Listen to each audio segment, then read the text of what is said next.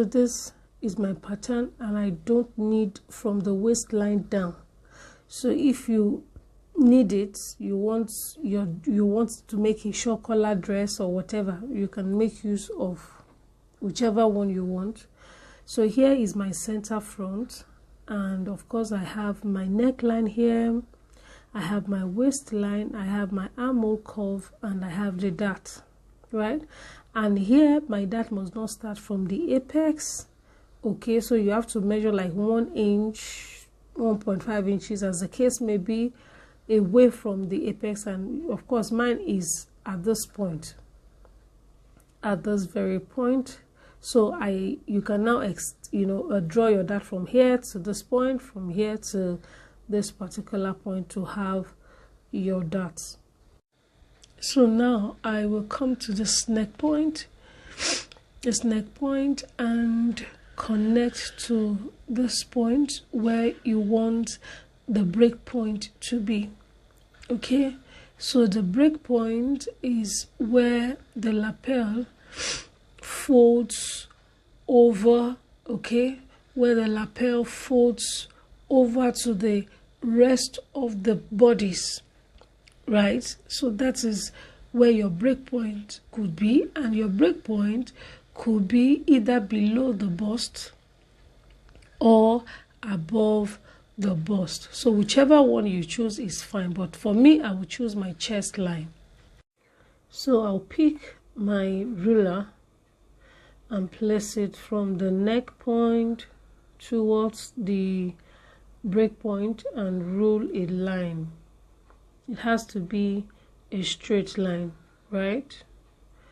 Okay, so, and of course right now I need to add some paper, okay, so that I can extend the break point line. Okay, now I've added another paper. You can see, don't forget, this is my neck line and here is my shoulder line, right?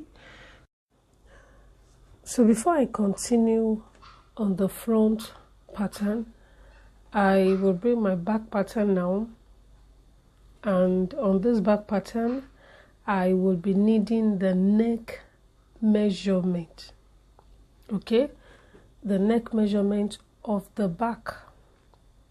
And when you are taking this measurement, you need to stand your tape this way and take the measurement. When you are taking a measurement on a curve line, this is how you take it. You make your tape stand before you take it, and make sure it's, very much on the curve line, okay, not this way. You don't take your measurement this way, right? So now that I am done taking the measurement of the back pattern, then I can insert it on the front pattern, right? And how do I do this?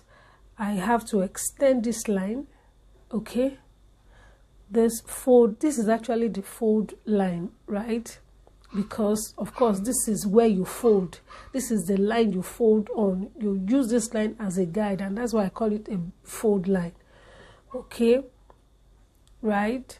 So at this point is the break point. This is where the fold line ends, okay, where the lapel ends, right? So here I'm going to extend the line based on the measurement that I had already taken. So here I'm going to add 1 inch extension, button extension to it. This should have come first, okay?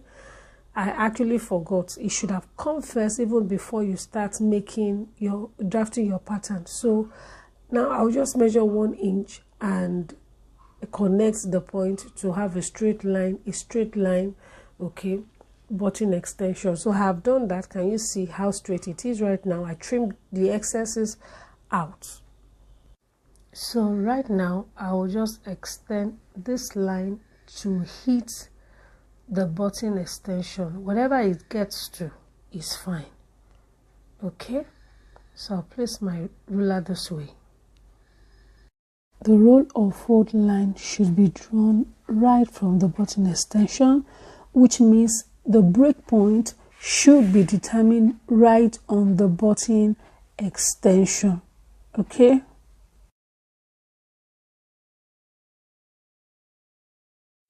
So what I also want you to understand is that ensure you add your extension before you connect, okay, so that you have an idea of how low or how high it's going to look at the end of the day, right? So now back to the line, I am going to extend it this way according to the measurement I took,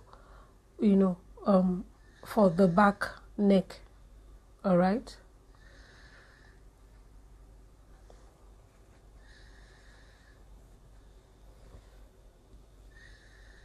So now I'm going to just measure this extension, the extended line.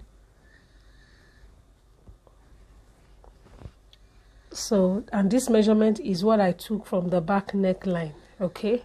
So from the beginning of the line to the end, I'm going to just place my tape and divide into 2. I am dividing the extended line, okay, into 2 to get the midpoint. So from this point now, okay, I will come out by 1/2 inch.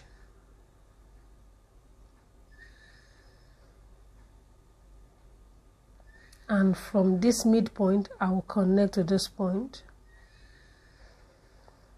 So you can connect with a straight line, okay, or with a straight ruler, I mean, this way, just place it this way, okay, and just extend the line first so you have an idea. All right, so now that you have indicated where the 1/2 inch is, then you can now connect. The idea is just to ensure accuracy, right? So if you can connect it that way and it will be accurate, beautiful. So I will recommend a set square for this purpose. Okay, so can you see that it is a curved ruler that I'm using to connect? You can actually use your ruler if you do not have a curved ruler. So I think the difference is not that much. It's not compulsory that it has to like be a curved ruler to be used, right? Okay, so I'm going to also extend the shoulder line as well by 2 3/4, 2 inches and 3/4. So the next thing for me to do right now is to add another paper beyond this line, beyond the center front. You can see I've added another paper, okay? So here is my extension, of course, and I will do the same thing here as well. I extended the shoulder line by 2 3/4, so I will do the same thing, placing my ruler this way. Now I will recommend you use a set square, right? You can see I will recommend you use a set square because this side, this point is actually very important. You need to get it right. So just get a set square and place it like this and connect the line, okay? All you need to do is just to place your set square and let it align properly with this curve, okay? All right, so and that will give you a straight line, okay? So please just do the needful, get a set square, and of course you'll be fine. Right, so I have my 2 3/4. Let me confirm this. So I think this is longer, so I'll just mark the point this way. So I'm going to connect, and of course it will hit this the 2 3/4 here as well on the shoulder line, and it's going down, okay? So with the help of my curve ruler, I will just put it this way, connecting to 2 3/4 on the shoulder, and of course I will bring it down to the button extension this way, right? So So now at this junction, you can be creative with it, okay, with this your pattern. Now you know that this part is for the back, okay. This is what is going to be attached to the back neckline, okay, while this part is going to be for the front, right? So on the front part, you can be very creative, you can be stylish with it. Now let's do a design or a style. Look at what I'm drawing right now. You can make it a scallop design because you know it's going to fall on the front part. Okay, you can do whatever you like I always say, as the spirit leads, right? So you can do any design. You can do any design. You can do any design. So this side, you are very free to do whatever you feel is fine, okay? So you can see. So let's just do a scallop design. I didn't plan to do a scallop design. My plan was to do a normal shawl collar, but I just felt, oh, as I was making the pattern, I said, oh, let me just create something. Let me see how it's going to look. And it's not bad at all. Right? So now let's cut this. And please do not forget to add your seam allowance. Very, very important.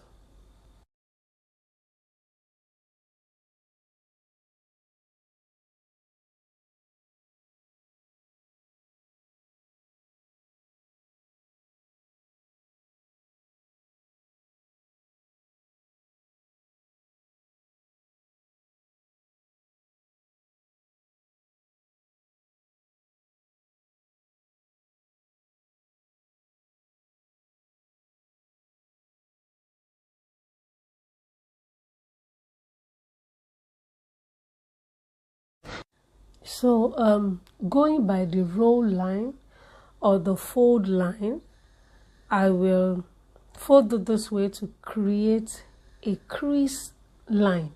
Now you will notice that this fold that I'm making is towards the wrong side, okay? Now I wanted to be sure, okay? That's why I needed to create this crease line. Now you can, instead of folding like this, you can use your tracing wheel to trace it. The idea is just to know where the roll line is, so that I won't go and fold another thing or fold beyond the usual fold line or roll line. So this is what I have. You can see. So this is what I have. Now you can be more stylish. You can do whatever you like here as well. Okay, you can even, go as far as removing this lapel completely. You can remove it completely and create a slash line, cut it open and, open it up. Okay, then you attach it back. By the time you are done, you will have some drapes.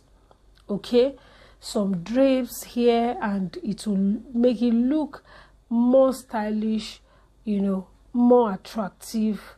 So you can actually do whatever you like. This is your own way, right? Make the pattern your own. Okay, be creative with your pattern. And that is why I love pattern making, because it makes you, be more creative. It makes you to have an idea of what to do. Even at times, what you think may not be possible could be possible, as long as your pattern is your pattern.